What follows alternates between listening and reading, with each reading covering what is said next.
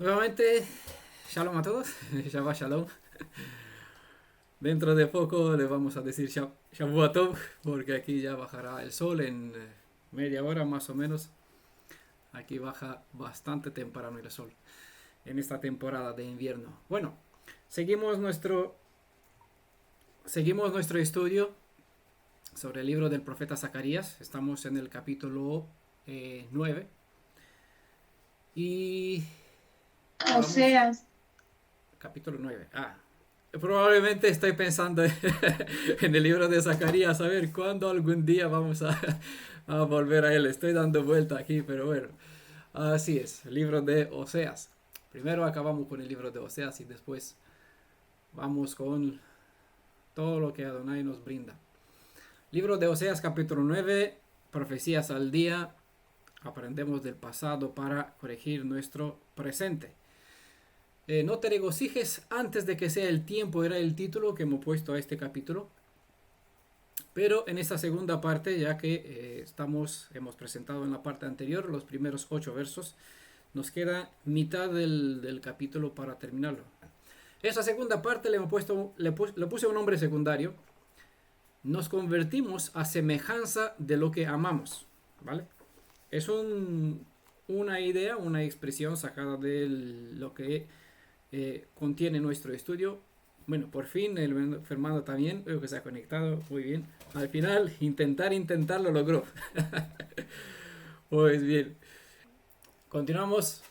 Voy a seguir leyendo como de costumbre verso por verso lo que nos queda del capítulo 9, del verso 9 hasta el 17. Y voy explicando de a poquito. Vamos a terminar de un tirón y este capítulo en esta ocasión. Dice el verso 9, han llegado al fondo de la corrupción. Espero que todos ya tienen el capítulo en la memoria, en la mente, o tienen las escrituras ya abiertas y pueden recordar, reconectar con lo que ya hemos estudiado para mantener así el ritmo de lo que estamos siguiendo, ¿vale? Han llegado al fondo de la corrupción, como en los días de Gibea. Él recordará sus culpas y visitará sus pecados. Bueno, esto todavía está lo que presentó el profeta Osea, ¿vale? Después de esto, pues hablará Adonai. Con cada nueva ocasión, con cada nueva ocasión, donde en las escrituras o en el texto, como en esto que estudiamos nosotros, se vuelve a hacer mención de un mismo lugar, se nombra nuevamente una misma ciudad, se añade un nuevo detalle, ¿vale? Se presenta un nuevo enfoque. Ya en la siguiente parte pues vamos a ver un detalle más relacionado con este nombre porque nuevamente se repite. Gabá o Gibea,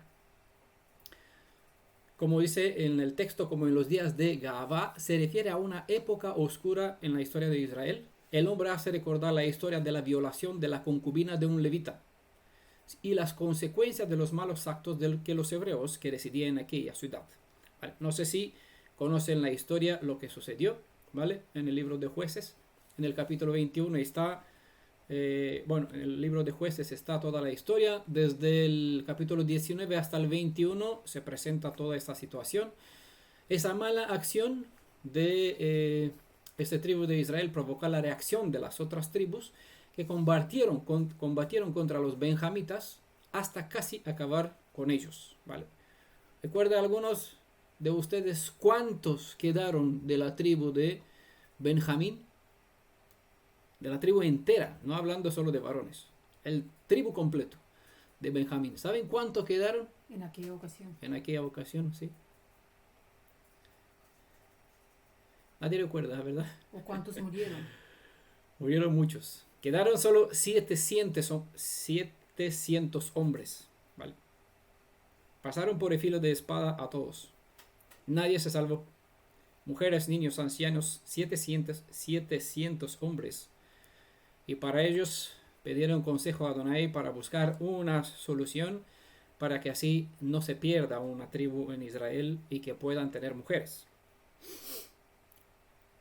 Dice en el libro de Jueces capítulo 21, verso 25, que en aquellos días no había rey en Israel y cada uno hacía lo que le parecía recto ante sus propios ojos. Una cita que varias veces la mencioné. ¿Por qué? Porque vivimos como en aquellos días, como en el momento de este contexto, porque como ellos también nosotros tenemos la Torá, o como nosotros tenemos la Torá, ellos también tenían la Torá. Aún así, hacían, como dice aquí, lo que les parecía recto en sus propios ojos. Bienvenida Eli, Shalom. Con nombrar esta antigua ciudad, Gabá o Gibea, se le quería decir que en aquellos días, en los días de Osea, la actitud de los del reino del norte no era diferente a los benjamitas que ocupaban la ciudad de Gabá.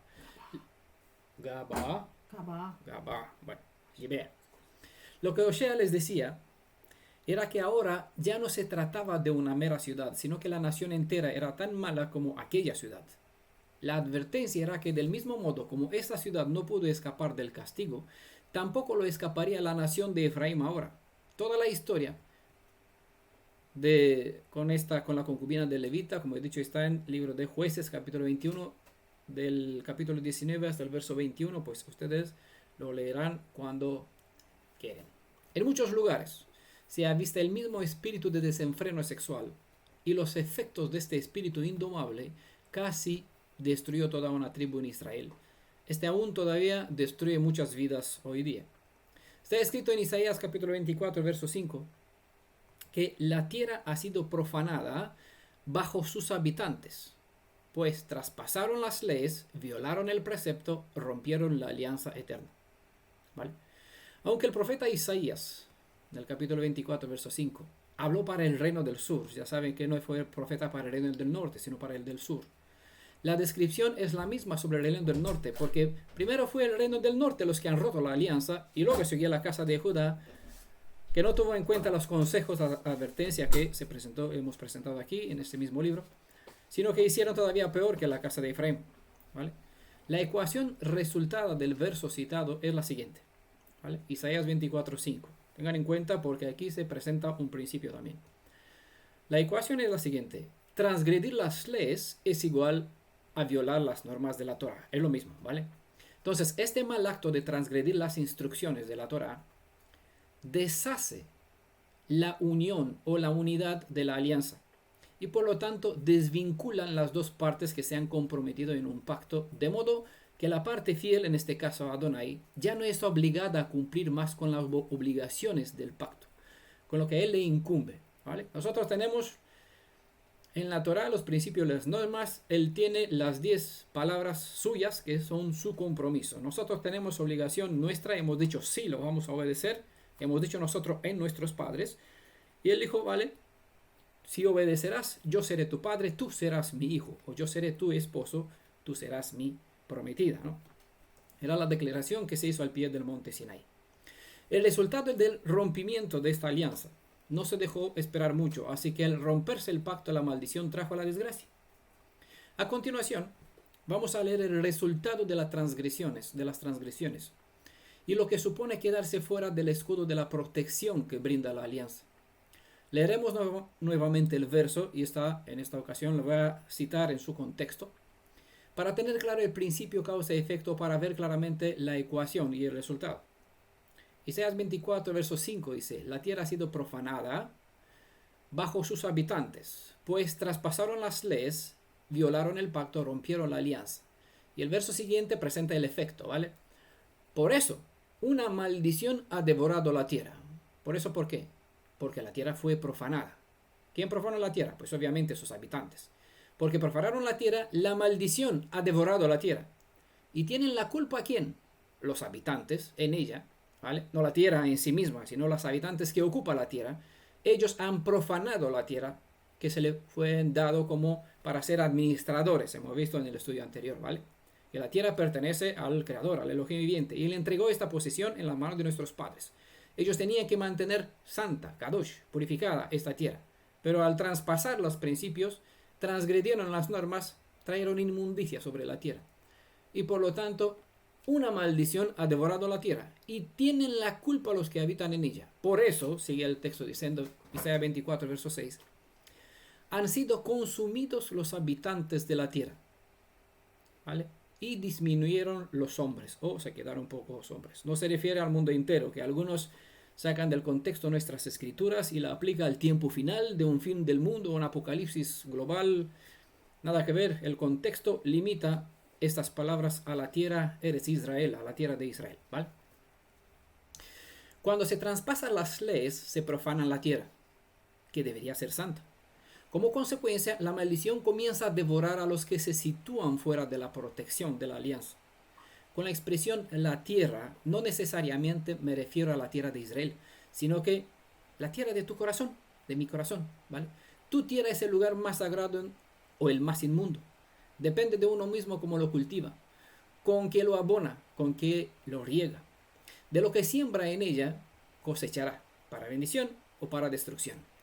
La tierra entonces es una expresión metafóricamente metafórica hebrea, y puede referirse a tu casa, a tu familia, a tu comunidad, a tu nación, obviamente hablando no del país por donde estamos esparcidos, sino a nuestro pueblo hebreo, obviamente, ¿vale? Voy a decir lo siguiente, lo que voy a decir, para aquellas personas que han bajado en las aguas de la alianza, pero no han querido prestar atención a lo que se les ha instruido, en este caso por mi parte, o respecto a lo que estamos hablando, o simplemente no han sido instruidos por aquellos que mediaron su tevilá, es decir, la tevilá creo que ya sabemos es la inmersión, para que sepan a qué se involucran las personas que bajan en las aguas de la alianza, ¿vale? Por aquí la mayoría sé que tuvieron en cuenta lo que les he compartido y haré algunos más que lo tendrán en cuenta, pero me refiero en general porque hay personas que simplemente da la tefilá, algunas personas bajan el nombre de Yeshua en las aguas, pero no les instruye a qué se sujetan, a qué se someten, qué bendición puede llevarse o qué maldición se puede cargar encima, ¿vale? Se puede tomar. Voy a decir lo siguiente, lo que aprendemos de este verso y de esta enseñanza que estamos estudiando es que a pesar de que podemos evitar que seamos bendecidos por una bendición, no podemos librarnos del juicio en el caso que fallamos de buena voluntad las leyes de la Torah. Y aún peor si nos esforzamos en actuar en contra de las instrucciones, ¿vale? Dice el verso 9, Él recordará sus culpas y visitará sus pecados. Bueno, es una expresión que ya la hemos presentado antes. Lo que sea por cual no se ha hecho una expiación o sobre cual no se obró una genuina teshuvah, ya sabemos que es eso, ¿no? Dar un giro para volver al punto de inicio, es decir, en las condiciones normales de unión con el Elohim viviente, ¿vale? Cuando no se hace una expiación sobre cual no se obró una genuina teshuvah, quedará marcado como transgresión permanente sobre cual es inevitable el debido pago, ¿vale? No nos podemos librar de, ya saben, a cada uno se le dará el pago según sus hechos, a la izquierda o a la derecha, como presenta Yeshua cuando se abrirán los libros dentro de 1000 años. Las cabras y las ovejas serán juzgadas según los libros, ¿vale? Apocalipsis 21, aquí o el 20, ¿no? Se abrió el libro y cada uno fue juzgado según lo que estaba escrito aquí. En las escrituras se presentan varios grupos de libros y en función de lo que está anotado sobre el contexto, la situación, la historia, la herencia, la genética incluso que hemos recibido, la educación o la voluntad, la decisión que hemos tomado en cuanto a pensamiento, acciones, todos son factores, conocimiento que tuvimos o que hemos rechazado para adquirirlo, lo que Adonai nos brindó, serán factores que serán juzgados o que pasará al juicio. O en el caso, ¿quién sabe alguno decirme quién no irá a este juicio? ¿Quién no acudirá al juicio del... ¿A Satán? No, eso sí que va a acudir. Es más, está diciendo Kefa, no sabéis que vosotros van a juzgar a los caídos, a los malajim, a los siervos que han caído en el pecado incluso. Ellos serán juzgados también, se presentarán. No, tampoco. Él será el juez, José. No. Redimidos. ¿Qué, Los- qué ha dicho? Exactamente, es Sí. lo que iba a decir. Esa es la... Los que ya estamos justificados en Yeshua, los Ah, que sí. nos mantenemos en esa justificación porque la podemos perder. Entonces, Exactamente. Hermano Euris, no sé si quería decir algo. o decir lo mismo.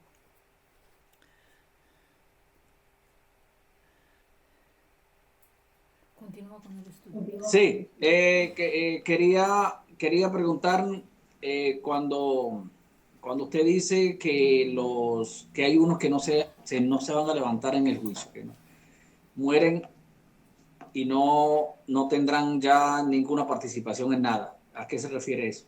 No, yo me refería al hecho... Perdón, no, yo me refería... Tienes que apagar el micrófono. Me refiero al hecho que habrán personas que saltarán de este juicio y no serán juzgados sus hechos dentro de 1000 años cuando se le abrirán los libros, ¿vale? Habrán personas. Pero bueno, la respuesta es la correcta. Las personas que creen en Yeshua, Yeshua mismo dijo, sus hechos ya fueron juzgados, pasaron de muerte a vida. ¿Por qué? Porque el que entra con el Redentor, el Goel, tiene la función entre sus obligaciones, por eso hemos estudiado sobre las leyes de la redención y las obligaciones del Goel, pues hacer purificación, ¿vale? Y como hemos visto aquí, los hechos sobre cuales no se hizo una teshuvah, no se hizo un proceso correcto para corregir, para enderezar, para enmendar, para ponerse a cuenta con Elohim, quedarán vigentes, ¿vale? Pero la gente que hace el debido proceder, ¿vale? Viene con su ofrenda, testifica sobre el cordero, se hace expiación por lo que hicieron, por las malas cosas. Aquí se le pasa por alto. ¿Por qué? Porque el cordero ya pagó el precio. La paga del pecado es la muerte. El pecador se perdona, pero el pecado no se puede perdonar. Por el pecado se tiene que pagar, que sí o que sí, ¿vale? Si no se paga con el precio de un sustituto redentor, porque si no hay un redentor, uno mismo tiene que pagar con su propia vida por su propia transgresión, ¿vale? Como está escrito, nadie pagará por la transgresión de otro. A cada uno dará cuenta por sus hechos, ¿vale? Excepto en los casos cuando los niños están bajo la tutela de sus padres. Eso es otro asunto. Pero por lo general, hablando de personas mayores, superiores a 20 años, cada uno dará cuenta de sus acciones y el niño no será juzgado por los hechos de su padre y el padre por los hechos de sus hijos, ¿vale? Eso es bueno, hay que tener siempre en cuenta todo el contexto. Entonces, las únicas personas que no se presentarán a ser juzgadas dentro de 1000 años son aquellos para que tuvieron un contrato con el Redentor. Lo hemos visto en el estudio del libro de Zacarías que le mencioné al principio, ¿vale? Estas personas pues simplemente no acudirán aquí. ¿Por qué? Porque tiene un Goel que se presentó y pagó el precio requerido por sus pecados. Por lo que ellos hicieron fueron perdonados. Y por lo que han hecho, este mal hecho lo tomó Yeshua encima, ¿vale? Por eso está escrito bien, murió por nuestros pecados, ¿vale? Y fue puesto sobre el madero y murió a causa de lo que hemos hecho, ¿vale? Por lo tanto, ¿quién lo mató? Nuestros hechos, ¿vale? No nosotros prácticamente, no con nuestra mano, pero lo que hicimos, lo que hemos transferido sobre él, lo llevó a la muerte, ¿vale? La paga del pecado es la muerte, cosa que es igual a ser borrado del libro de la vida, y por eso hay que tomarnos muy en serio lo que Adonai nos enseña mediante los versos que estamos estudiando, este libro profético del profeta Osea. A continuación vamos a ver el resultado de las acciones que han provocado la destrucción del pacto entre el Creador y la casa de Efraín. Dice el verso 10: como uvas en el desierto, encontré yo a Israel. Como breva de higuera en sus primicias, vi a vuestros padres, ¿vale? Aquí Israel se refiere a los dos reinos unidos como si fuera un solo Jacob, ¿vale? Al reino del norte y al reino del sur. Es decir, se ubica en el tiempo cuando Israel todavía estaba una sola nación. Sabemos que Israel, con la división, es un término, es un nombre que aplica específicamente a la casa de Efraín o al reino del norte, que es lo mismo. Efraín, Israel o el reino del norte hablan de un mismo, de las 10 tribus que se separaron de la casa de Judá, ¿vale? En esta exposición, Adonai dio un giro completo y del estado presente, pasó del estado presente, volvió o retornó al momento inicial. Como uvas en el desierto, encontró yo a Israel, ¿vale? No, aquí no habla ya, el profeta habla a Adonai. Como brevas de higuera en sus primicias vi a vuestros padres. Vuelve a Adonai a recordar y recuerda a Israel el momento, recuerda a Israel cómo era el momento del primer amor entre el Elohim viviente e Israel. Un amor comparado con el del novio hacia su novia. Así que aprovecho este énfasis, este enfoque para recalcar mi razón de volver a la historia de nuestro pasado para que aprendamos mejor a conocer nuestro presente y ver qué nos depara el futuro. Por esa razón, siempre estudiamos profecías al día, aunque estamos estudiando cosas del pasado, ¿vale? En realidad estamos viendo la historia de Israel, pero todo lo que se presenta aquí sobre Israel hay enseñanza para nuestro presente. Y de lo que pasó, aprendemos nosotros. Como dijo Shaul, las escrituras fueron escritas para que nosotros aprendamos de ellas, ¿vale? Por esta razón estudiamos el Tanaj, porque vale más conocer y entender el Tanaj, es más fácil después comprender los escritos apostólicos, ¿vale? El texto es muy poético, usa metáforas románticas. Hubo un tiempo cuando Israel tuvo algo especial con el Elohim de sus padres, como si alguien encontrara deliciosas uvas en el desierto. Me voy a explicar. Lo que les decía Adonai era lo siguiente: mientras ellos fueron fieles, ellos eran tan aceptables para mí, como decía él, Israel era tan aceptable para mí mientras se mantuvieron fieles, como serían las uvas maduras para un viajero sediente en el desierto. Esa es la expresión en el lenguaje típico, metafórico, poético hebreo, ¿vale? Tan buenos eran ellos como una persona que pasa por el desierto encuentra brevas. Así que visualícense, para que puedan entender el texto, visualícense, véanse ustedes mismos, vagar por el desierto, por el calor del desierto, con hambre y sed, y de repente se encuentra con una higuera que tiene brevas. No sé si conocen la diferencia entre brevas e higos, ¿vale? La higuera hace higos, pero también hace brevas. Las brevas no son lo mismo que los higos. Las brevas son distintas de los higos. Las brevas son un regalo de la naturaleza que brinda al que espera por un largo tiempo los higos. Para no esperar tanto, la naturaleza se adelanta y te presenta algo que es distinto. No es igual, no tiene tanto sabor como el higo, pero son más grandes y son buenas, ¿vale? Hasta que se madura, hasta que salen los higos. Eso pueden estudiar ustedes y ver la diferencia entre brevas e higos. Las brevas son un anticipo, mejor dicho, de los higos. Las brevas serán estimadas como gran delicia en el oriente, y para eso pueden leer en las escrituras en Isaías 28, verso 4, donde se hace mención no de higos, sino de brevas, y también en Miqueas capítulo 7, verso 1. Hay muchas citas, seguramente, creo que en el estudio sobre Sukkot, ¿no? Hay un estudio que dice sobre 2 canastas con higos maduros y con higos. Bueno, hay algunos estudios en otro contexto. Eso no Si me van a estudiar, Creo que sí, van a una encontrar donde hablé de higos y de las brevas. Seguro, no, tiene que ser en un PDF, seguro. Pero bueno, no recuerdo el título, tantos que ya no recuerdo las decenas de estudios. Miqueas 7, verso 1, ¿vale? Aquí también se presenta. Adonai les decía que fue una delicia para él recoger a nuestros padres en Egipto como pueblo peculiar suyo, ¿vale? Pero sucedió que en lugar de que Israel muestre fidelidad por el amor que el Elohim viviente le brindó al principio, o como presenta el texto, como primicia, cuando maduran los primeros frutos del árbol, pues nuestro pueblo entró. ¿Saben dónde hemos estudiado sobre esto? Cuando fue el primer lugar donde Israel entró antes de la tierra prometida. Breva no alcanza a madurar por el frío. Bueno, Baal peor, ¿vale? Baal peor.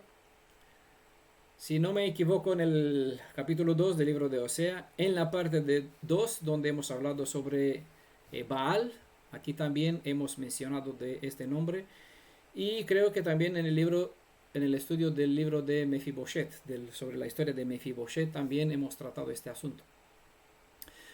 Baal peor era un lugar, una ciudad, pero también Baal peor era un ídolo moabita en cuyo culto las mujeres jóvenes se prostituían.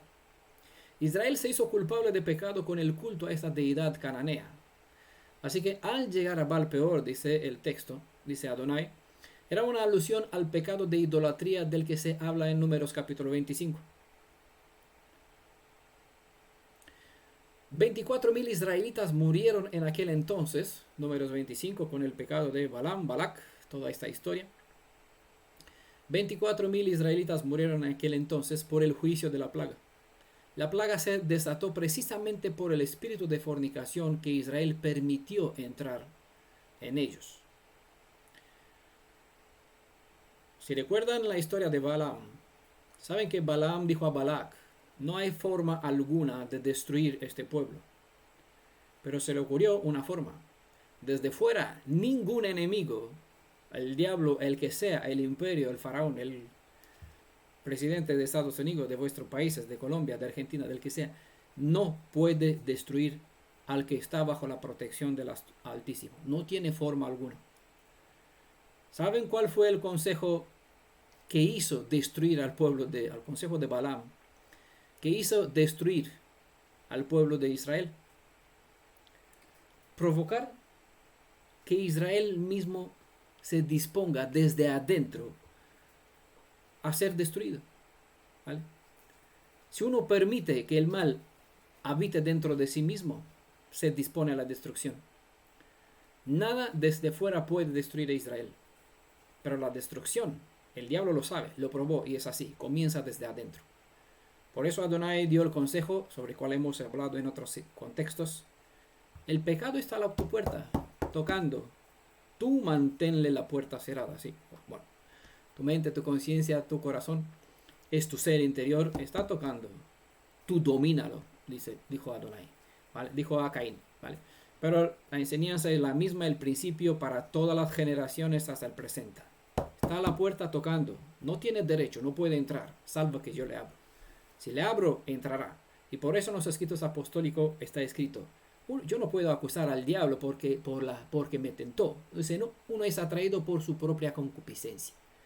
Es decir, si uno dentro de sí se abre hacia el deseo a algo, basta mirarlo. Ya se engendró el concepto como si se realizó el hecho, ¿no?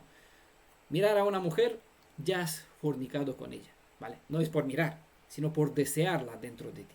Por aparecer el deseo, por permitir que se desarrolle dentro de una persona. Eso es igual a cometer el acto. Para Adonai es un fallo, es una transgresión. Bueno, volvemos al asunto, que así vamos por pistas y nos desviamos, no paramos.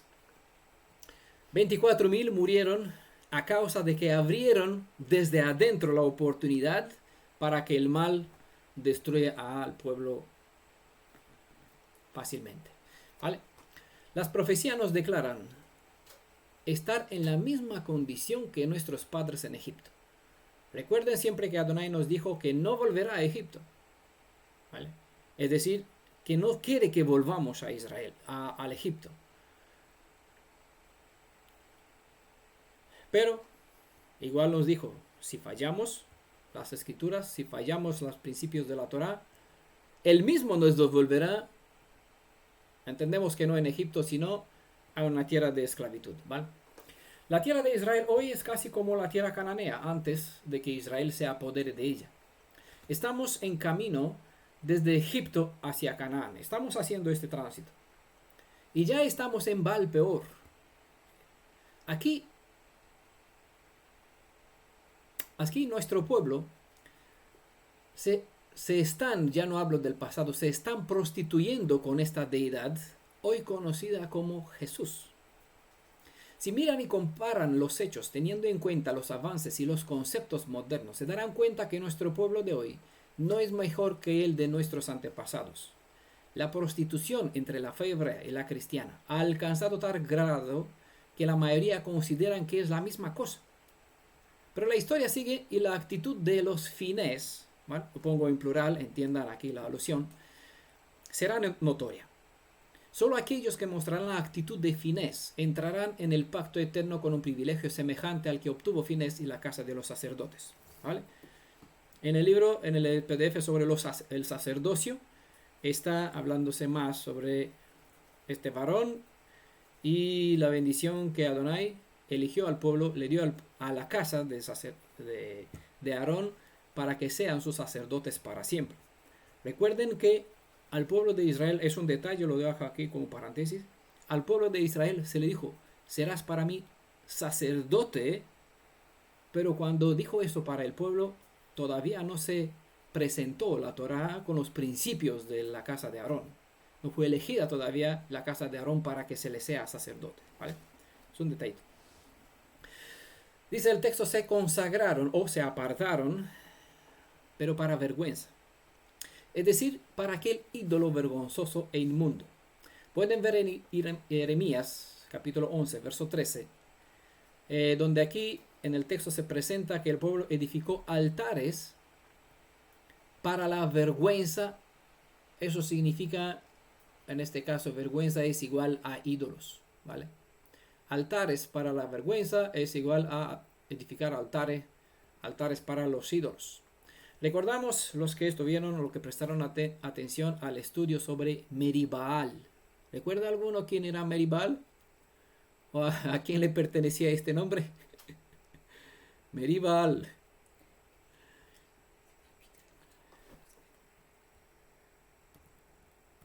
Meribaal, bueno, no. Este nombre fue cambiado por Mefiboshet. ¿Vale? Meribaal es el nombre original de Mefiboshet, donde su nombre, Mefiboshet, viene de la vergüenza, debido al significado de Baal, ¿vale? Que es igual a vergüenza. Consagrarse a la infamia o a la vergüenza es consagrarse a Baal. Este término Boshet, lo puede encontrar en el diccionario Strong con este indicativo H1322. Bueno, o si quieren buscar el estudio que hemos presentado sobre Mefiboshet, ¿vale? Está todo esto desarrollado. Está disponible en audio y también en un PDF o 2 PDFs, no recuerdo cuántos hay, pero creo que hay 6 audios sobre la historia de Mefiboshet, que es en realidad nuestra historia, ¿vale? Como hemos estudiado en un capítulo anterior, a menudo la palabra vergüenza se usa como un sustituto despectivo del nombre de esta deidad mítica cananea. En Osea capítulo 2, parte 2, hemos presentado más detalles sobre Baal, ¿vale? Como Israel rompió el pacto por su adoración a Baal, lo que les anunciaba Adonai en esta ocasión era que las consecuencias del rompimiento del pacto habría de afectar a Israel en cuanto a los términos de fertilidad. Por eso les mencionó el nombre de esa ciudad y este pecado primario. Al principio Israel tenía una fecundidad sorprendente. Era como uvas, o se comparaba con las uvas en el desierto, o como higos que producen brevas antes de su tiempo.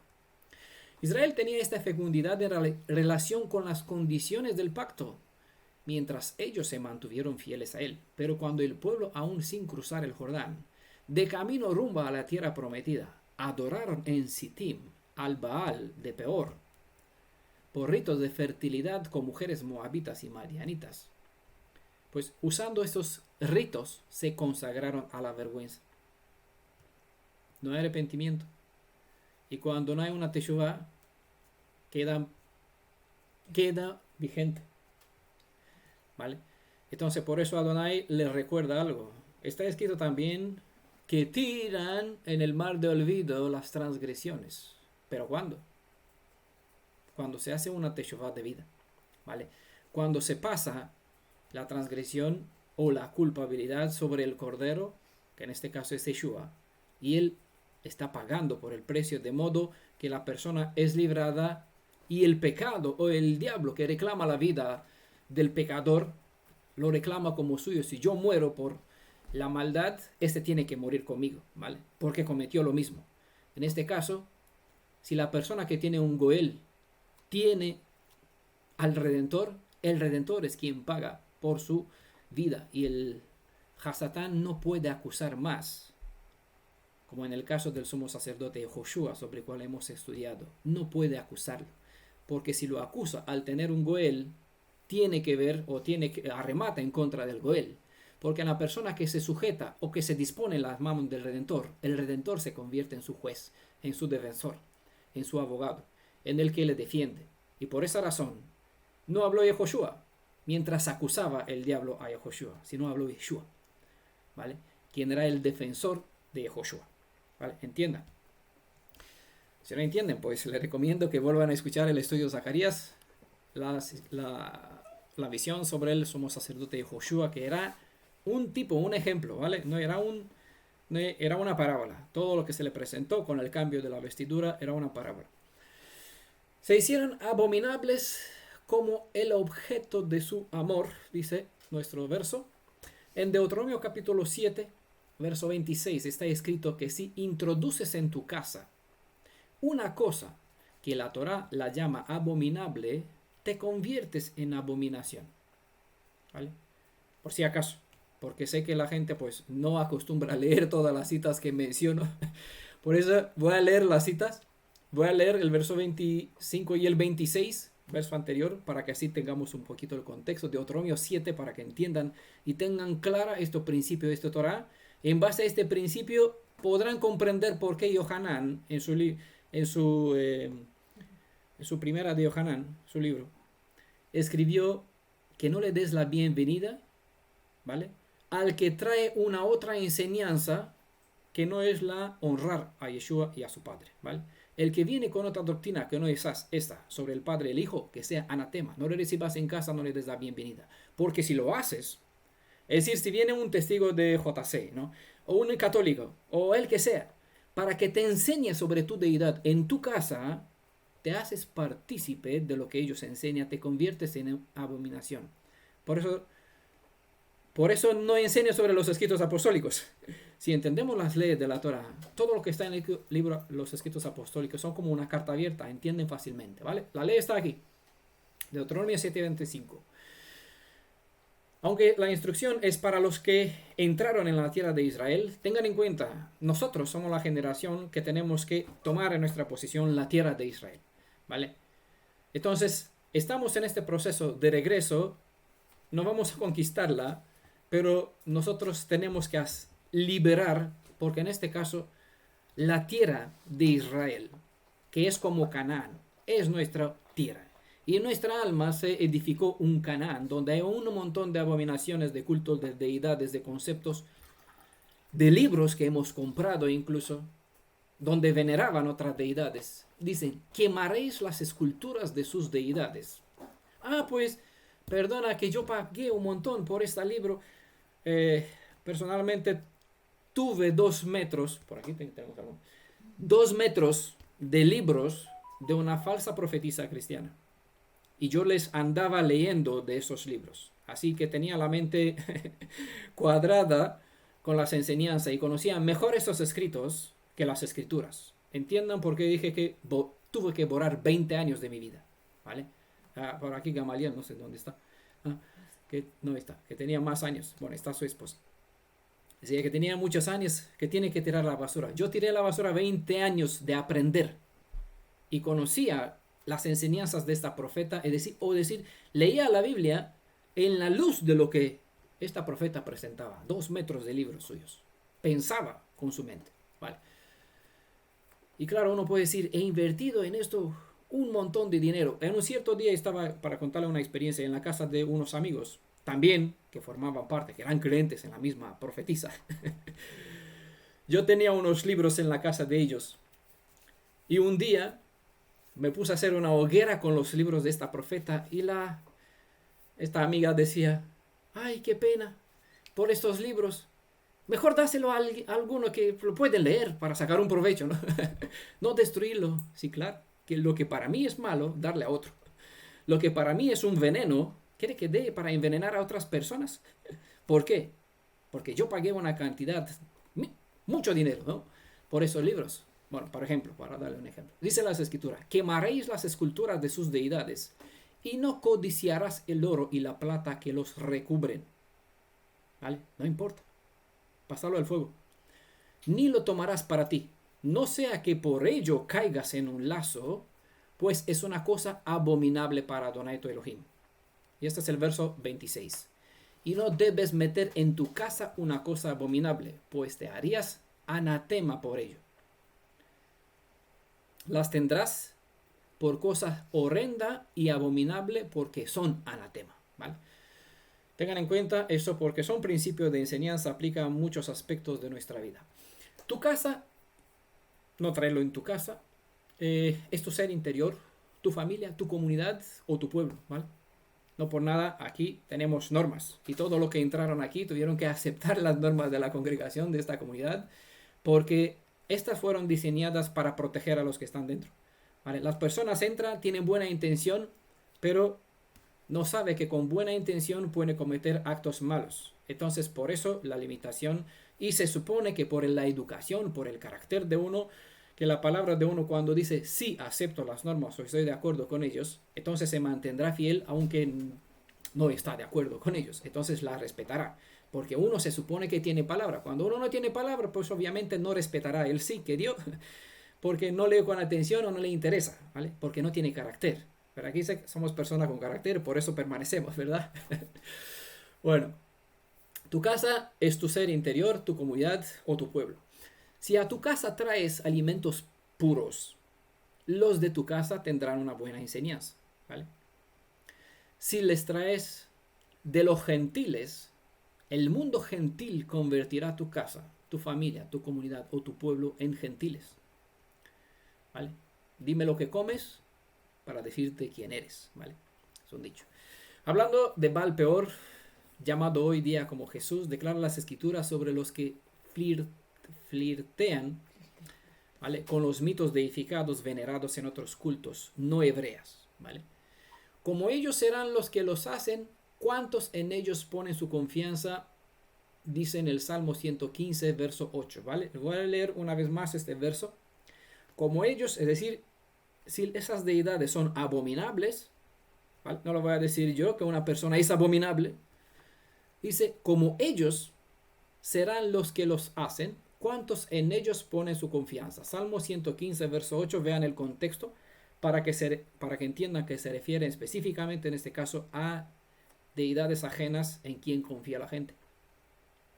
Un mito deificado es igual a nada. Hemos visto también en este mismo estudio en otro capítulo anterior. Un mito deificado es igual a nada o a vergüenza. En nada, en nadie o en vergüenza quedaron todos cuantos en estos confían, ¿vale? O quedarán en el pasado, y eso se presentó en el pasado, quedaron en vergüenza, se aplica para el futuro, para el presente, quedarán, ¿vale? Considerando que una persona o un pueblo toma el carácter de aquel a quien adora, entonces Israel llegó a ser una cosa detestable o abominable.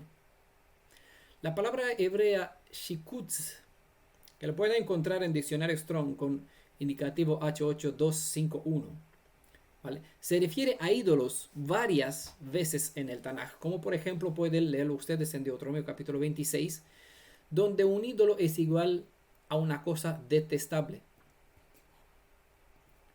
Deuteronomio 29, verso 16. ¿Vale? Que Israel llegó a ser considerado como algo detestable es una expresión que quien la oye puede decir que hablamos en contra de Israel. Te puede tachar como antisionista, anti-Israel, como sea. Pero cuando Israel ama una deidad o invoca el nombre de una deidad ajena, un mito deificado que es abominación para el Elohim viviente, según lo que declara Hechos, Osea capítulo 9, verso 10, abominable es quien invoca una deidad abominable, ¿vale?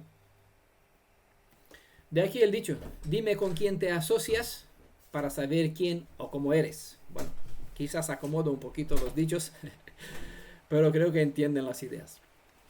Los siguientes tres versos forman un mismo cuadro, así que le voy a leer de un tirón. Verso 11, el 12 y el 13. A Efraín como un pájaro se le vuela su gloria, desde el nacimiento, desde el seno, desde la concepción. Y aunque críen a sus hijos, yo los privaré de ellos antes que se hagan hombres, y hay de ellos también cuando yo los abandone. Efraín, tal lo he visto, era como Tiro, plantada en la pradera, pero Efraín tendrá que sacar a sus hijos al verdugo. Duras palabras, ¿verdad? La gloria de Efraín significa aquí principalmente los numerosos, o es una expresión que se refiere a la cantidad mayor a muchos hijos prometidos por el Elohim viviente a Abraham, ¿vale? Como las estrellas, la arena del mar, ¿vale? Cantidad muchísima. Eso es gloria de Efraín en este contexto. Ese es el uso de la expresión en este contexto. Lo que era bendición dentro de las condiciones del pacto, con el pacto roto, se ha convertido en maldición. Y por lo tanto ya no habrá nacimiento, ni siquiera embarazo y ni siquiera concepción. Es más, aun si nacieran niños, morirán. Bueno, eso no significa, por supuesto, que no habrá absolutamente ningún nacimiento. Por eso estamos donde estamos. Nosotros vivimos, somos descendientes de Israel porque nuestros padres tuvieron hijos, ¿verdad? Pero no se refiere que no habrá absolutamente ningún nacimiento o que todos morirán hasta ser exterminados, ¿vale? El texto describe en una manera poética que la nación no crecerá como debería crecer, ¿vale? No alcanzará la promesa dada a Abraham, o ya se le cortará esta bendición. Sacar sus propios hijos al verdugo, dice el texto, es como decir que engendrarán solo para verlos morir. En el verso 12 se presenta que la causa de esta mortandad es porque al situarse fuera de las bendiciones del pacto, Adonai ya no los puede bendecir, sino que tendrá que castigarlo por ser infieles. Es una justa retribución para aquellos que se apartaron, como dice el texto, para aquella vergüenza. El uso enfático del nombre Efraín, en este caso que se repite, viene de la raíz, Efraín viene de la raíz hebrea pará, que significa ser fecundo, ser fructífero, aumentar, crecer, ser fértil, fructífero, dar fruto, multiplicarse, producir, retoñar. Multitud de gentiles quedó como bendición que te haga Adonai como Efraín y Manasés. Es decir, que es un deseo para que crezcas, que tengas, se dice sobre un varón en los días de su boda, cuando se casa obviamente, que bendiga a Adonai a tal varón para que sea como Efraín y Manasés, es decir, que tenga muchos hijos, que su nombre sea prosperado y que alcance tener muchos muchos hijos, ¿vale? Su familia. Lo que quería decir con nombrar el nombre Efraín, en este contexto, era para que su nombre, era porque su nombre, que entienda que su nombre dejará de ser una característica para Israel, ya que perderá todo el potencial de vida al retirar el Elohim de la vida, su mano protectora, ¿vale? Abraham no tenía hijos. Entonces Adonai le cambió el nombre, injertó un Hei de Hayá, ¿ah? De vida, dentro del nombre Abraham, le convirtió así. Padre de muchas naciones, era padre exaltado, pero no tenía hijos. Padre sin hijos porque tenía muchos siervos. Era nombrado como pero no tenía hijos. Entonces, de padre exaltado le cambió el nombre en Abraham. Am es pueblos, padre de muchos pueblos. Israel es una nación, pero Abraham no tuvo solo a Israel, tuvo 8 hijos. Ismael fue el primero, pero no el hijo bendecido, porque fue con una esclava. El hijo de su mujer bendecido, considerado como primogénito, el que recibió el derecho fue Isaac. Pero después de que murió Sara, su esposa, tuvo otra mujer que se llamaba Ketura. Con esta engendró otros hijos, 6, ¿no? Entre cual también los madianitas, que en aquí fueron la causa de la caída, de la destrucción del pueblo.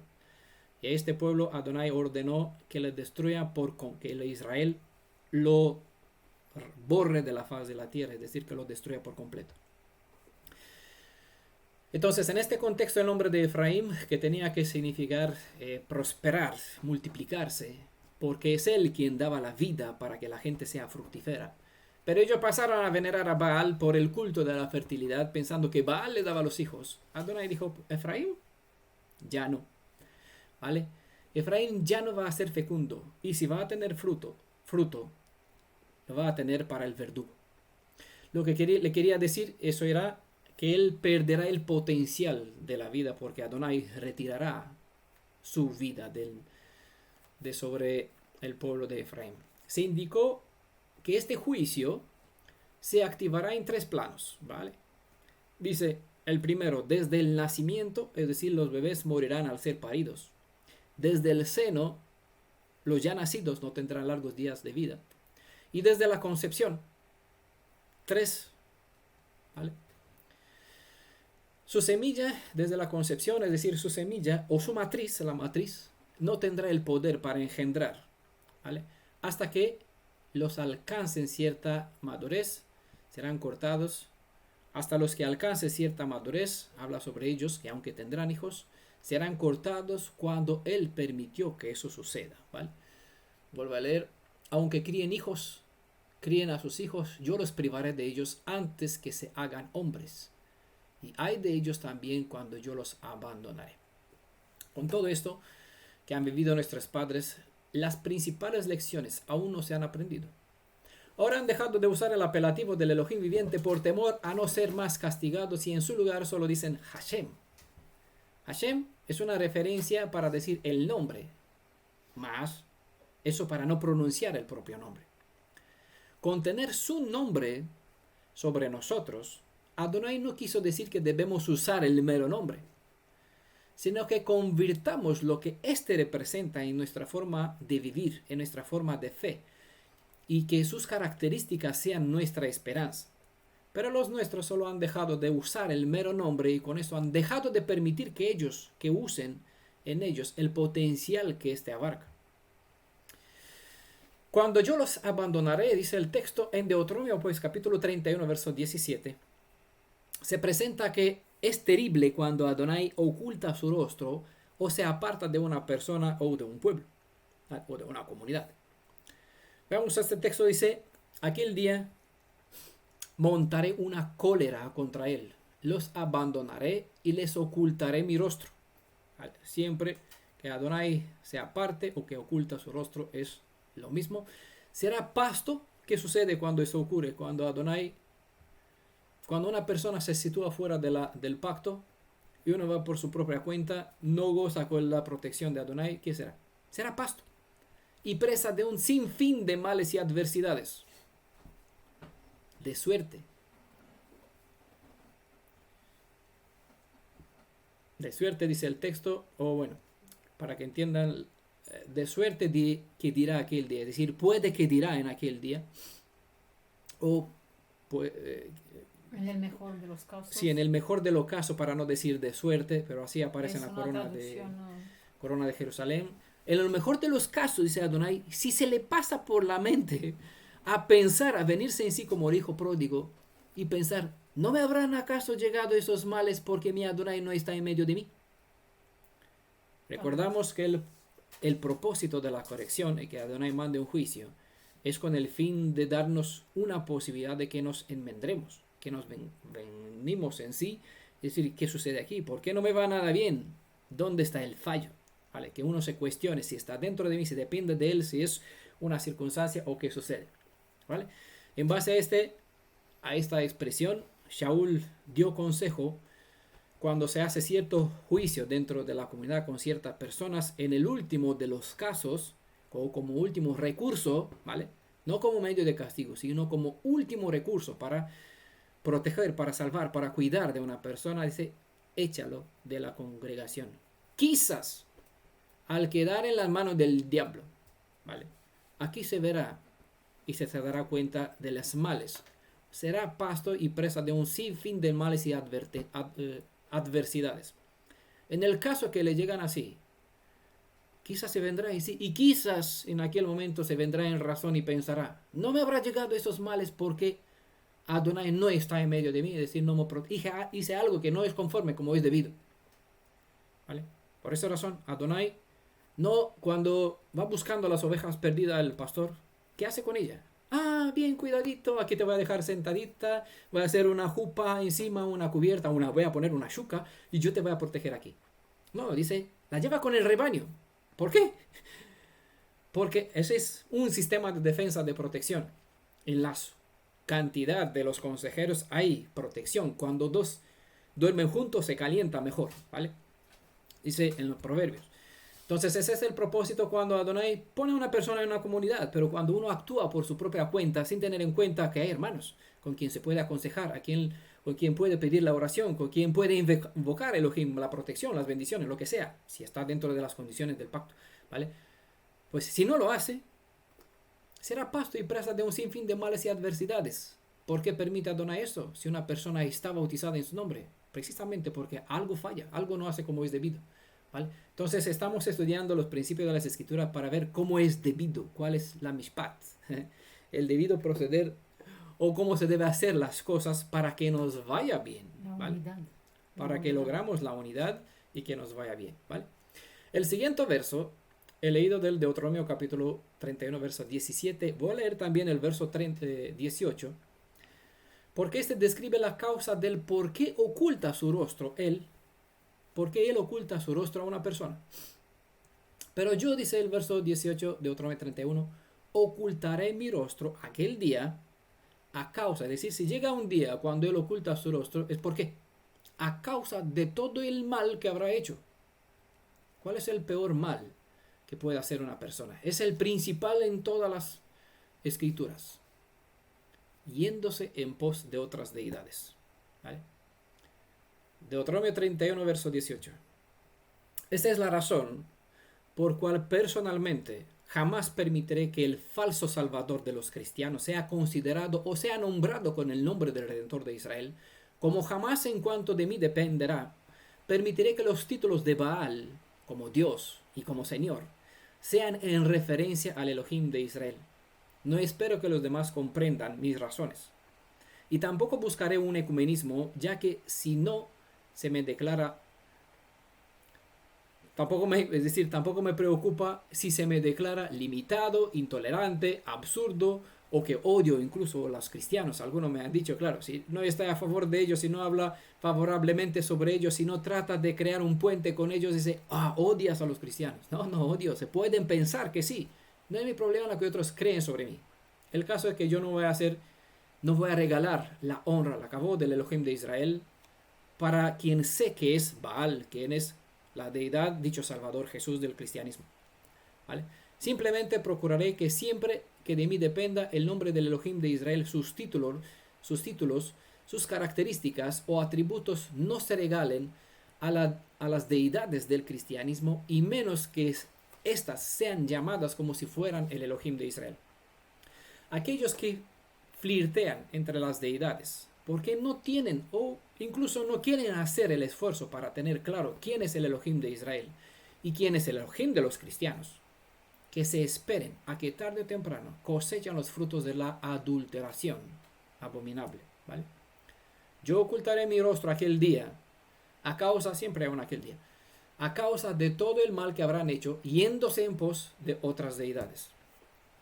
Deuteronomio 31, versos 17 al 18, ¿vale? Tiro, se menciona aquí muchos nombres de ciudades. Aquí también en estos versos de Oseas también se nombra Tiro.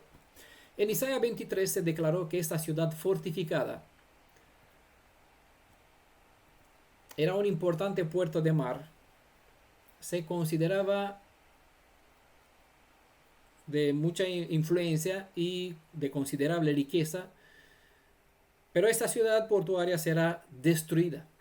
La mención de Tiro era otra comparación para describir a Israel, que igual va a ser destruido a pesar de las fortificaciones y las alianzas que estamos estudiando. Hemos visto que se compraba, ¿vale? Lo hacía por medio de pago, lo que hizo Menahem con el rey de Asiria, pagando un tributo para que así este emperador vuelva a su país, a Siria.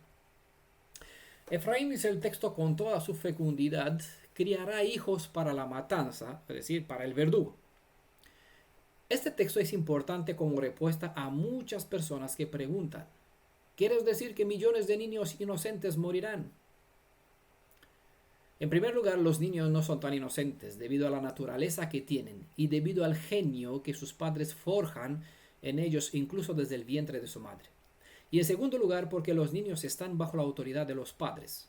Si los padres andan mal, ellos sufrirán junto a sus tutores, mientras están bajo la tutela de sus padres, ¿vale? Ojo, recalco a esto.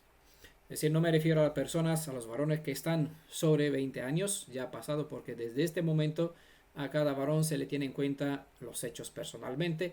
Tampoco a las mujeres que una vez han pasado debajo de la autoridad de sus padres a la autoridad de su esposo, ¿vale?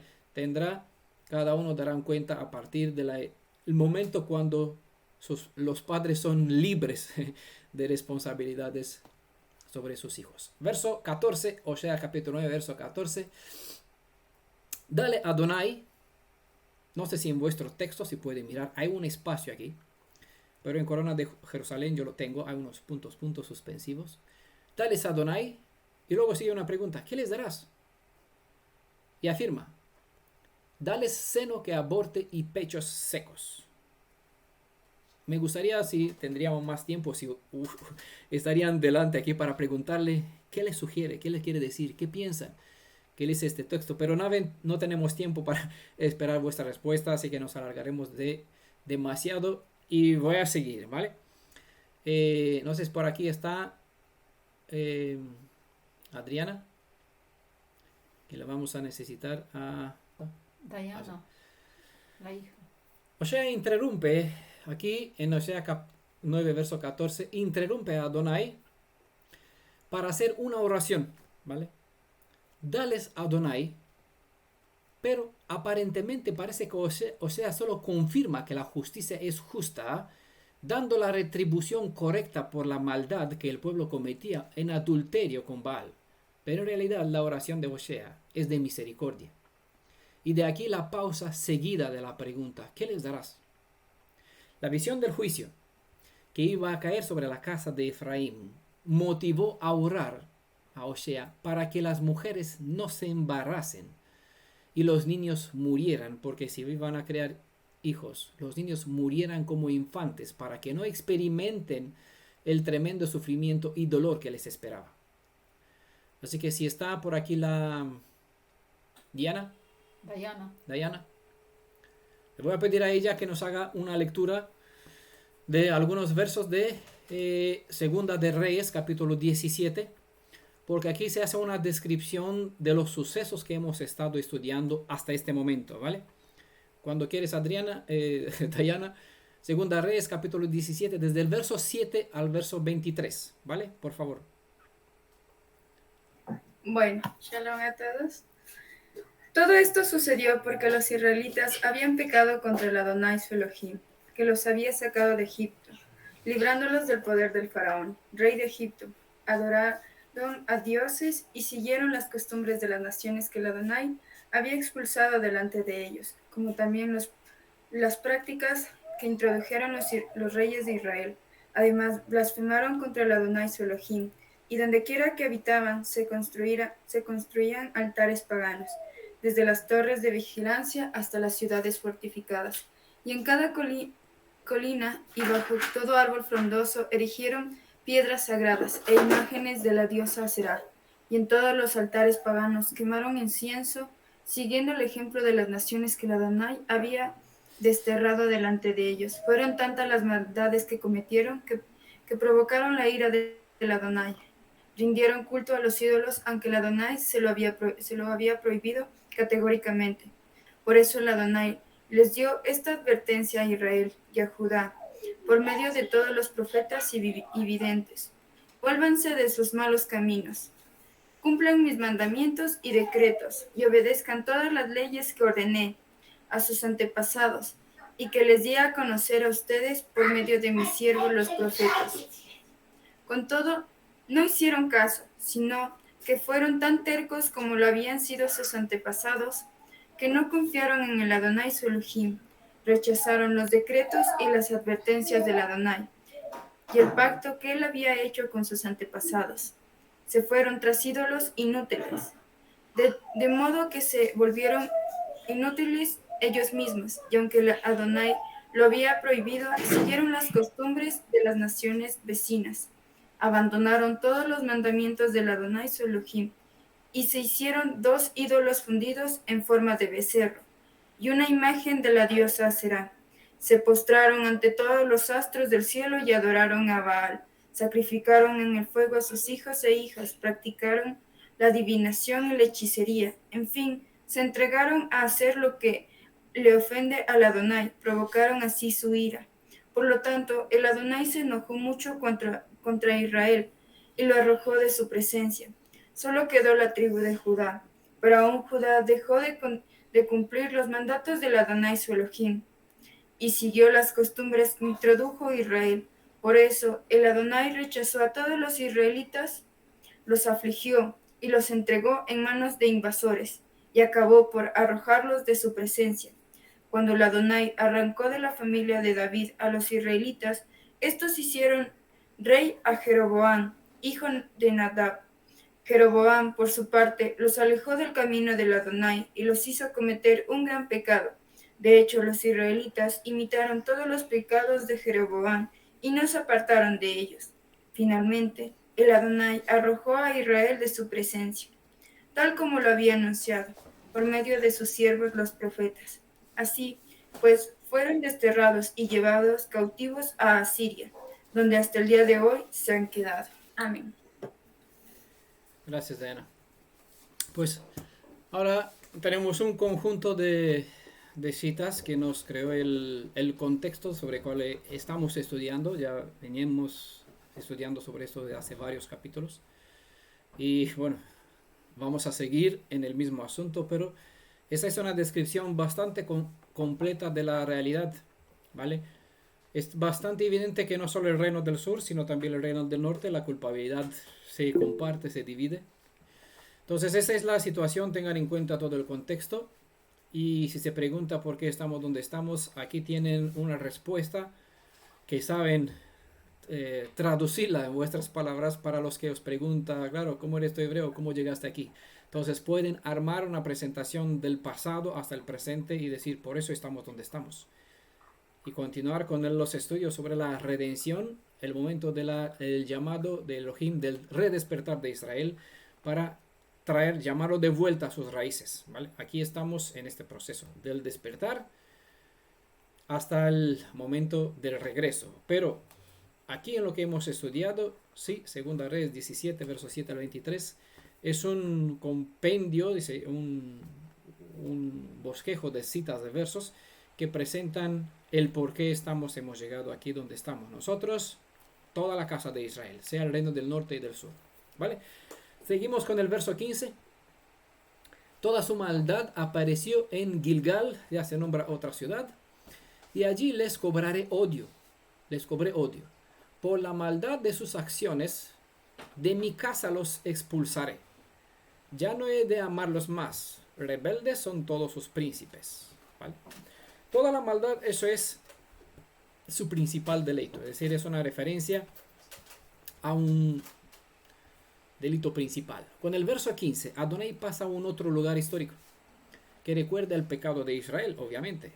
Porque si no nombra la ciudad de Gilgal solo para decirle, mira qué cosas buenas hicieron, no, sino para recordarle en este contexto qué cosas malas hicieron, ¿vale? Gilgal fue el lugar donde el joven Israel cruzó el Jordán, ¿vale? Digo el joven Israel porque toda la generación que salió de Egipto fallecieron en el desierto. Adonai dijo claramente, solo aquellos de los 20 años para arriba pasarán en la tierra prometida, ¿vale? Es importante este detalle, ¿vale? Por eso aquí nombré, en Gilgal fue el lugar donde el joven Israel cruzó el Jordán en la tierra de Canaán. Y se consagraron a Adonai allí mediante la circuncisión, Brit Milá, ¿vale? Hicieron un pacto del corte del superpucio, ¿vale? Esto es principalmente para los varones. Toda esta historia se presenta en Josué, en el libro de Josué, capítulo 4, desde el verso 9 hasta el capítulo 5 al verso 9, ¿vale? Esta consagración. En Samuel, primera de Samuel, capítulo 7, en el verso 16, dice que Samuel visitaba regularmente este lugar mientras era como juez, ¿vale? Servía como juez. Y también en 1 Samuel capítulo 8 verso 7 y en el capítulo 11 verso 14 al 15. En Gilgal la nación de Israel dio el escenario de su primera contumacia. Contumacia. ¿Vale? Son expresiones, pero bueno, no la uso por un sentido, ¿vale? ¿Qué hicieron aquí? Rechazaron al Elohim viviente como soberano sobre ellos al elegir un rey humano. Se les recuerda este acto como algo sobre el cual no dieron cuenta y no se arrepintieron jamás, procurando pensar que son inocentes, mientras tanto pensaban que son inocentes de cuál error. Eso es circunmancia. Bueno, usted debe conocer mejor esta expresión, que vuestra es español. Yo tuve que mirarlo hoy en el diccionario para entender el sentido que tiene contumacia. Bueno, así, contumacia. Gilgal, en los tiempos de Amós y Josea, se había convertido en un centro de religión idólatra corrupta, ¿vale? Algunos detalles más están en el libro de Amós, capítulo 4, verso 4, capítulo 5, verso 5, donde se presenta que esa ciudad se convirtió en un centro de la idolatría. Allí pues les tomé adversión, dice el texto. La adversión vino por el hecho de que eligieron más al hombre que al mismo Creador como soberano sobre ellos. Y esto por querer ser precisamente, es decir, no porque es una cosa que le dio a Elohim para enojarse con ellos, que bueno, ellos quisieron a Shaul en lugar de él. No ese es el asunto que enojó a Elohim, ¿vale? Sino porque Adonai apartó a Israel. Israel no quiso ser apartado, ¿vale? No era un acto de aparente celo de parte de Elohim, sino era un acto de rebeldía en contra de Israel hacia los principios de la Torah, ¿vale? Entonces el enojo, la aversión que Adonai tomó fue precisamente porque ellos quisieron ser, porque se especifica aquí, queremos que tengamos un rey que salga delante de nosotros para que seamos como las demás naciones. Un deseo en total oposición con los planes del Elohim de Israel, ¿vale? Quien apartó a Israel para hacerle santo, ¿vale? Con un propósito, para formarlo, hemos visto en los estudios anteriores, para formarlos a ser tamim y servir de luz a las naciones, ¿vale? Cuando la gente busca extender un puente sobre la separación de la fe hebrea y la cristiana, se sitúan en contra de los principios de la Torah y por ende obligan a Adonai a ponerse adverso hacia ellos. Lo decimos, pero parece que hablamos a oídos sordos. La gente no nos hace caso. Dice que al escuchar eso, qué fobia, qué locura tenemos nosotros. Pero eso enseñan las escrituras. Así que simplemente ponemos voz a las leyes, a los principios de la Torah, y quien quiere pues las entiende, quien no pues ya tendrá que ver con Adonai cuando él le pedirá cuenta, ¿vale? Entonces, cuando una persona trata de crear un puente entre la fe hebrea y la fe cristiana y no mantiene la separación, se sitúan en contra de los principios de la Torah. Obliga a Adonai a ponerse adverso hacia ellos. El caso es que la mayoría que no quieren mantener la separación entre las prácticas gentiles y las ordenanzas de la Torah, en lugar de razonar que se convierten en transgresores de la Torah al procurar asemejarse a los que practican una forma de religión, siguen adelante como si no hicieron nada malo, ¿vale? Porque no conocen la Torah, desconocen cómo es el Elohim de Israel y por lo tanto no ven la gravedad de sus actos y no ven que con lo que hacen ofenden al Creador de Israel. A pesar de que desde los sucesos ocurridos en Baal Peor, en Gabaa, ¿vale? Y en Gilgal quedaron en el pasado, ¿vale? Esos sucesos quedaron en el pasado para la generación de los días de Osea como para la generación nuestra, ¿vale? A pesar de eso, para el Elohim viviente solo era un presente más para ellos y para nosotros también si andamos en los mismos caminos que ellos. Así que si se preguntan dónde estaba Efraín en los días de Osea, la respuesta sería, desde la perspectiva atemporal de Adonai, donde siempre han estado. ¿Vale? La respuesta sería, donde siempre han estado. ¿Dónde era esto? Eso quiere decir que no eran lejos, que no estaban lejos de los amantes como Baal que ellos amaban, ¿vale? Empezando con Baal Peor hasta la fecha, ¿vale? Entonces, cuando Adonai es adverso y pregunta dónde está Efraín, la respuesta es sencilla, ¿dónde estabas al principio? En el desierto, aquí venerando, fornicando con las moabitas, en el culto de la fertilidad, con las mujeres desnudas de los moabitas. Porque Israel estaba en la misma situación en los días de Osea, como las citadas en los nombres de esos tres lugares, ¿vale? Como la situación o las historias mencionadas o que se dieron en esos lugares mencionados. Adonai tuvo que echar a Israel de su casa por esa razón. porque ellos, aunque tenían que estar a un cierto espacio-tiempo lejos de aquellas abominaciones, en realidad, a diferencia de tiempo, estando lejos temporalmente, pero en su espíritu vivían en el mismo contexto. ¿Vale? No sé si entienden la idea. Por eso los nombres para Adonai eran un presente. Adonai es Yahvé, el que será, quien fue, quien es. Entonces, él está por encima de esos tres verbos, presente, pasado, futuro. Él está por encima desde su perspectiva, el pasado es presente, el futuro está ya un hecho. ¿Vale? Para nosotros no es así. Para nosotros, estamos estudiando la historia de lo que hicieron en los días de Osea y Efraín. Pero en realidad, Adonai es como nos ve a nosotros, que estamos en los mismos días de Osea, cometiendo los mismos errores, como en los días de Osea era Israel, no en Israel, sino en Baal peor. Practicando las mismas abominaciones a otro nivel, a otra escala, con otros nombres, no importa. La situación es la misma, la adulteración o la separación que provoca nuestros actos es la misma. ¿Vale? Eso es el asunto. Como hemos visto en el capítulo 8, verso 1, la tierra de Israel es la casa de Adonai. ¿Vale? Entonces sacarlo fuera de su casa es igual como hemos citado en Deuteronomio también. Adonai lo sacará fuera de la tierra de Israel. Hemos visto que no fueron el imperio asirio, no fueron babilonios los que llevaron cautivos a Israel, sino que solo fueron medios que Adonai usó para sacar a Israel en cautividad, en la esclavitud, como forma de castigo, ¿vale? Ya no he de amarlos más, dice el texto. Es una referencia a una carta de divorcio, donde el esposo despacha a su mujer de su casa, ¿vale? A la casa de su padre. En este caso, a que se vaya en pos de las deidades que tanto amó. De modo como una deidad ajena no puede cohabitar en la tierra de Israel con el Elohim de Israel, Adonai tuvo que despachar a Israel fuera de su casa, es decir, fuera de la tierra de Israel.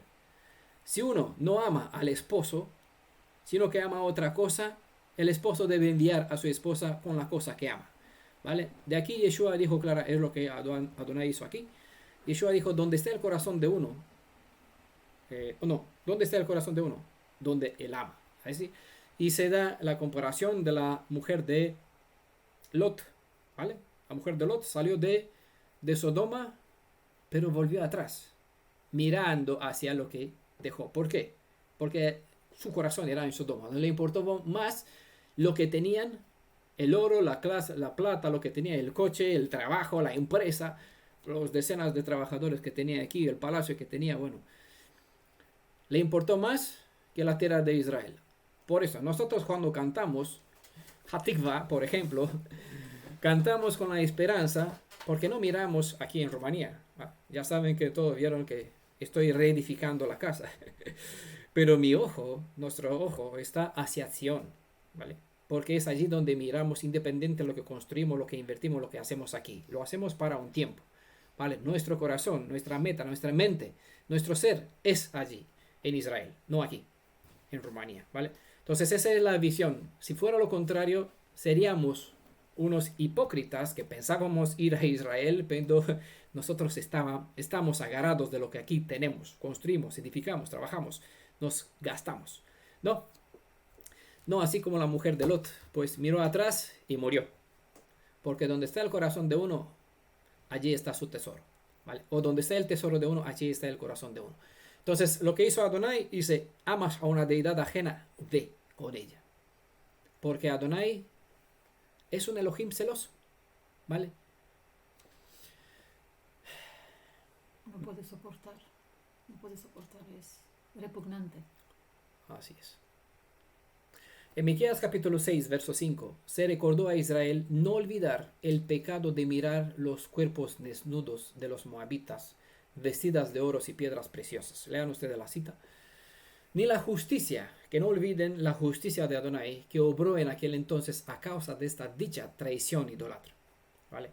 Luego en Amos capítulo 5, verso 5, se le advierte a Efraín que Gilgal irá al cautiverio, y Betel, sobre el cual hemos visto en capítulos anteriores, será reducido a ruinas. Con eso se nos recuerda a nosotros que los que actúan como ellos, como aquellos que vivían en esas ciudades, compartirán el mismo juicio que ellos, ¿vale?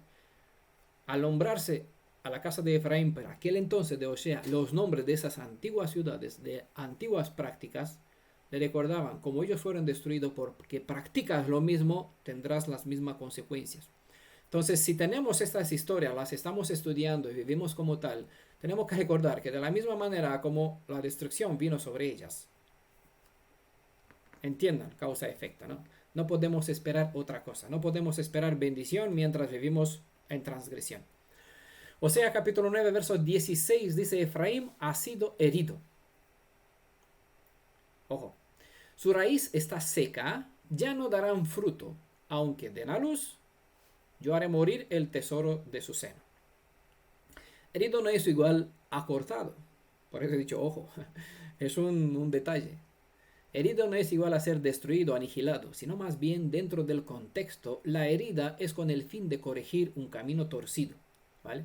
En las escrituras se declara, por ejemplo, en Job, capítulo 5, versos 18 al 20.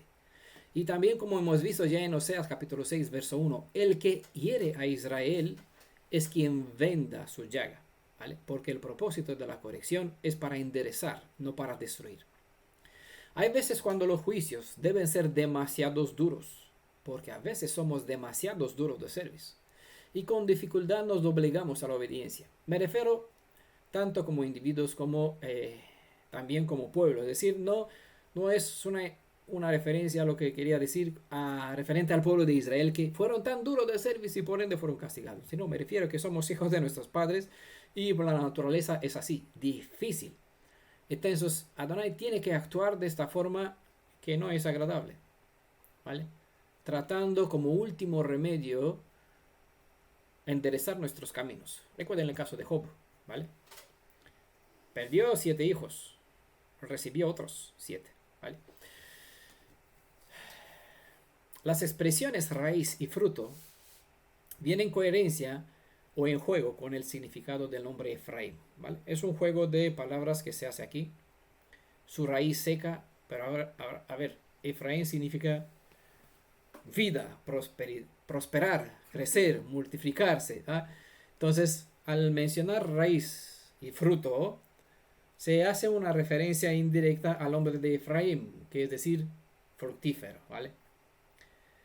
Entonces, el tesoro de su seno o lo deseable de su vientre hace referencia a sus preciosos hijos, ¿vale? Una de las razones principales por la cual Israel fue tras los Elohim como Baal fue porque se pensaba que esas deidades traían fertilidad y frutos. Lo que Adonai les recuerda a Israel era que en realidad Él es quien puede bendecir el vientre y quien puede transformarlo en estéril. Parece que Israel no tuvo en cuenta las experiencias de sus antepasados. Nosotros podemos decir que somos más sabios que ellos, porque estudiamos el pasado para aprender sobre nuestro futuro o corregir nuestro futuro o enderezar nuestro presente. Pero parece que ellos olvidaron la historia de sus antepasados.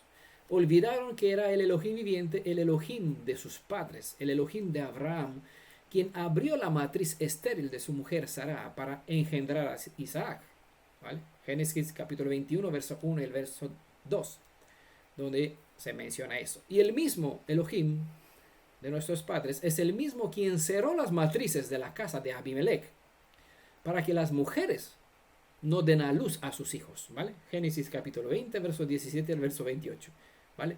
Abre lo que no está abierto, lo que no puede engendrar, y los que pueden engendrar, pues puede hacer que no den a luz, ¿vale? Pero la gente, nuestros antepasados olvidaron quién es el Elohim de Israel y se confiaron en el Elohim, príncipe de este mundo, de la fructificación, pensando que es lo que le trae las bendiciones. Elohim los rechazará porque no les han escuchado y andarán errante entre las naciones. Es lo que dice el verso 17.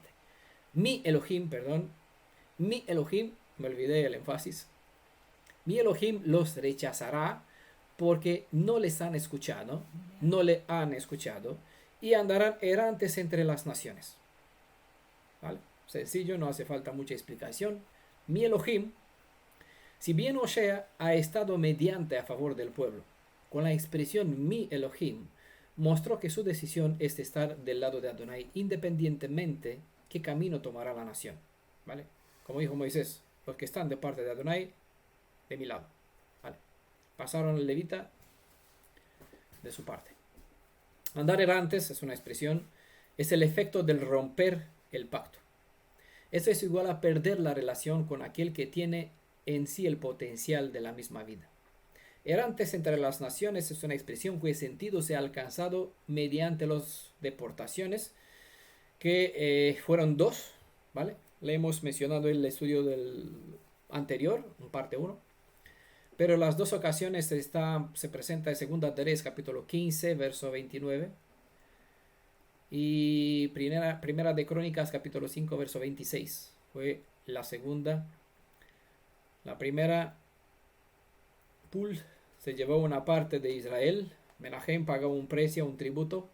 Y este se fue dejando al rey que viva tranquilo en su país. Pero tiempo más tarde vino otro y llevó toda Samaria, conquistó Samaria, la llevó en exilio y pusieron en su lugar otras naciones que se convirtieron en lo que aparece en los escritos apostólicos, son los samaritanos.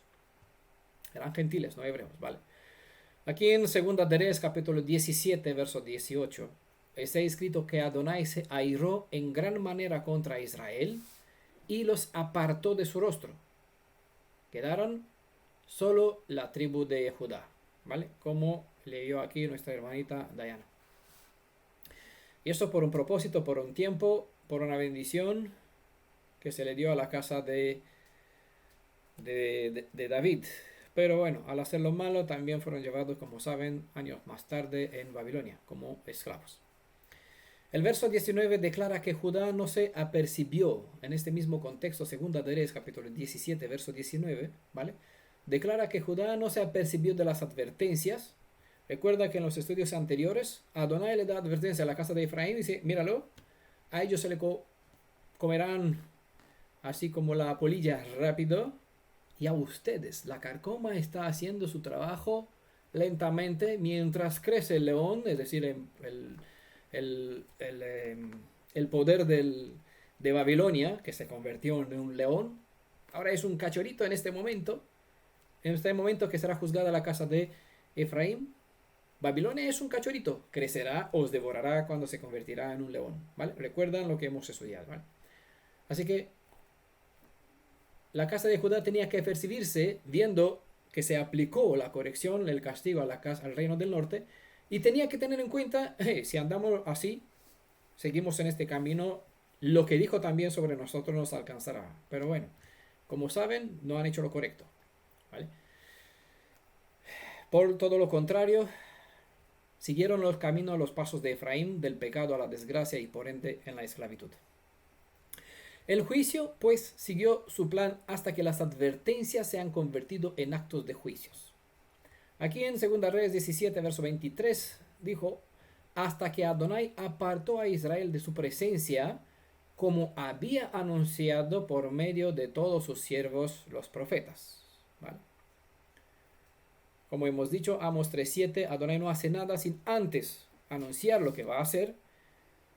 ¿Y por qué anuncia desde antes?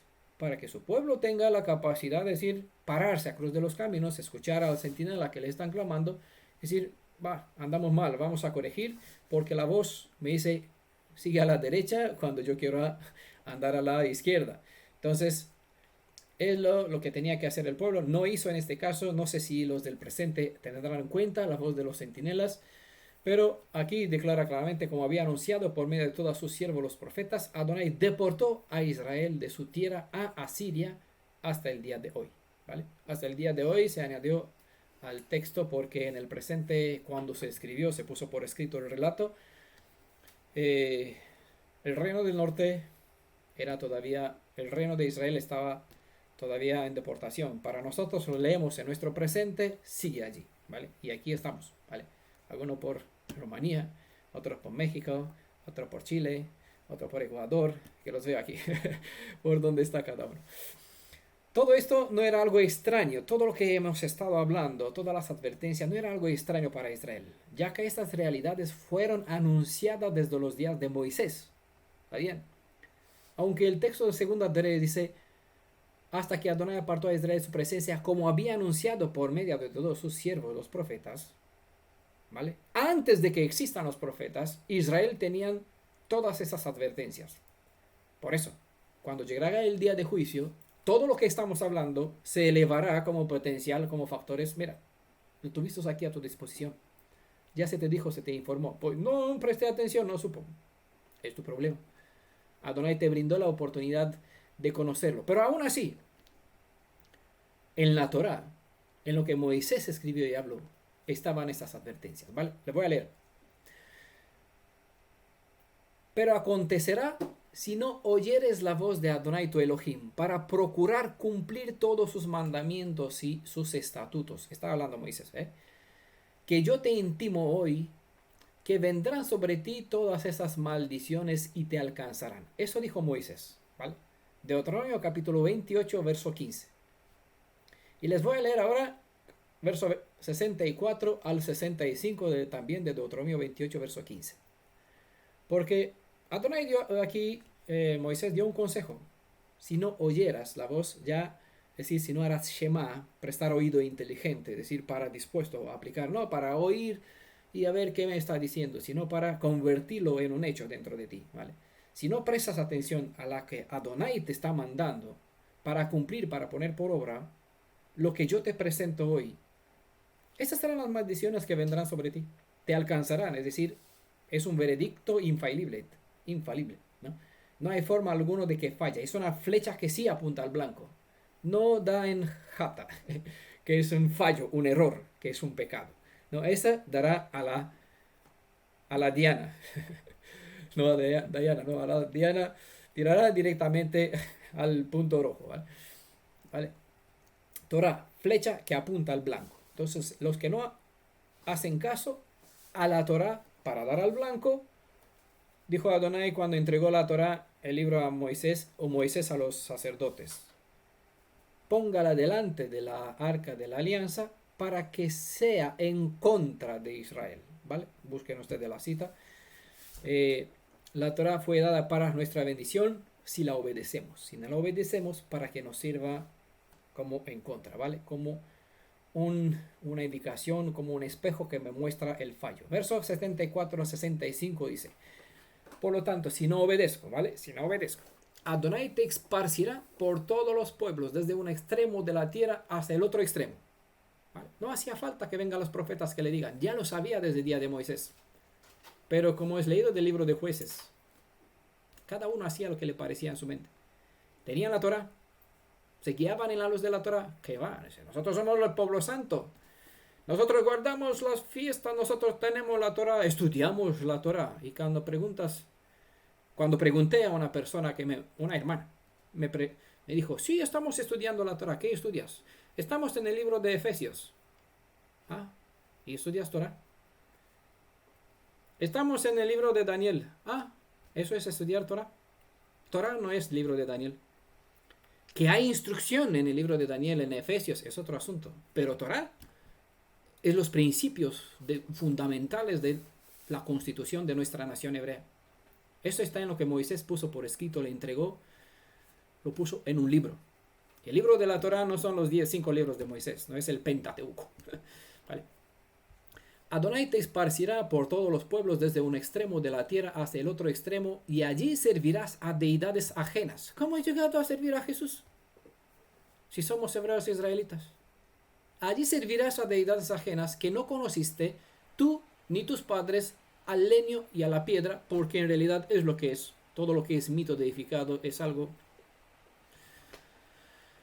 Y ni aún entre estas naciones descansarás, ni la planta de tu pie tendrá reposo, pues allí te hará Adonai un corazón temeroso. No es decir que tengas temor de Adonai, sino con miedo, preocupación, y desfallecimiento de ojos, y tristeza de alma. ¿Vale? Por esa razón, no hemos quedado conforme en el cristianismo. Y hemos dicho, aquí no hay. hemos pasado años, pero no hay que otra cosa. Y así hemos vuelto a la raíz de nuestra fe. Y aquí sí que tenemos simjá, tenemos alegría, gozo, y podemos honrar al Elohim de Israel, ¿vale? Deuteronomio 28:15 y 64:65, ya todo esto estaba ya escrito, todo lo tenían en el libro de la Torá. Ahora somos más bendecidos que cualquier israelita, nuestros padres del pasado, porque no solo las enseñanzas de la Torá no solo lo tiene el sacerdote, no solo tiene el rey, sino que lo podemos tener cada uno de nosotros. Es una bendición que ellos no tenían en sus días. Podemos decir, ellos tuvieron una forma para justificarse, ¿vale? Podemos decir, aunque no es verdad. Pero en cuanto a nosotros, con toda certeza somos bendecidos porque tenemos todas y cada una de las leyes de la Torá en nuestras manos. No necesitamos los escritos apostólicos, no necesitamos siquiera esas presentaciones. Si hubiéramos Anfifokut, habríamos hecho caso a los principios de la Torá, no hubiésemos necesitado ni de los escritos apostólicos, ni de profeta, ni de vidente, ni de nadie. Pero al no hacer caso a la Torá, hemos perdido la capacidad de discernimiento, de razonar. Entonces, hace necesario que haya instructores, que haya personas quien pueda guiar en estos, en volver a nuestra raíz. Aquí nuestros padres han tenido sus advertencias en esas citas, es de Deuteronomio, y nosotros también. Ellos tomaron la decisión que tomaron, y por esa decisión equivocada nosotros, sus hijos, andamos errantes por los países distantes por donde nos encontramos en este mismo momento. Igualmente todos aquellos que han bajado o quienes bajarán en las aguas de la Tevilá, es decir, de la inmersión, para así entrar en la alianza establecida entre el Elohim viviente y el pueblo de Israel, tienen delante la bendición y la maldición de sus vidas. Tienen delante la elección de obedecer y ser redimidos, o desobedecer y por lo tanto perder la redención al quedar entre las naciones por donde estamos aún, sin poder retornar a nuestras tierras según las promesas. Esas son decisiones personales que siempre debemos tomar. La suma de las profecías declaran que Adonai se levantará nuevamente para que una vez más redima a Israel de los lugares por donde lo había esparcido, y que tras purificarlos de sus inmundicias, restaurará nuevamente a nuestro pueblo a las condiciones del pacto, a aquellos que se dispondrán a esta obra de tal modo que nunca más recordará las transgresiones de su pueblo. ¿Vale? Aquí nos quedamos con este capítulo. Sea toda la honra a nuestro Elohim por darnos el privilegio de aprender más. Y así poquito aquí, poquito allá, con cada estudio volvemos a encontrar una nueva ley, un nuevo principio de la Torá. Lo vemos reflejado en las enseñanzas de los escritos apostólicos. Por esa razón le damos toda la caboda a él, porque podemos compaginar lo que está escrito en un libro y en el otro libro, y todo lo podemos ver desde los principios, desde los leyes que están en nuestra constitución, que es Torá, ¿vale? Que Él nos ayude también a poder mantener nuestra fidelidad, nuestro ojo fijado en los principios de la Torá, y que tengamos en cuenta las instrucciones que Adonai dio a nuestros padres para no situarnos nuevamente en las condiciones en cual ellos vivieron, cosa que hizo necesario que Adonai les mande profetas con advertencias para que se puedan reencaminar, ¿vale? Entonces, al tener en cuenta esos estudios, esos nombres de esas ciudades, recordar lo que pasó en ellas, aquí tenemos la oportunidad de hacer un chequeo y ver, pasamos, nos asemejamos, hay algún rastro de estas cosas que son declaradas inmundicia, abominable, vanidad, cosas vanas, nada, ídolos, idolatría, adulterio dentro de nosotros, y así hacer una teshuvá de vida para que Adonai nos mire de forma favorable, para que sí seamos de verdad Efraín, no seamos lo a mí, no pueblo, sino que seamos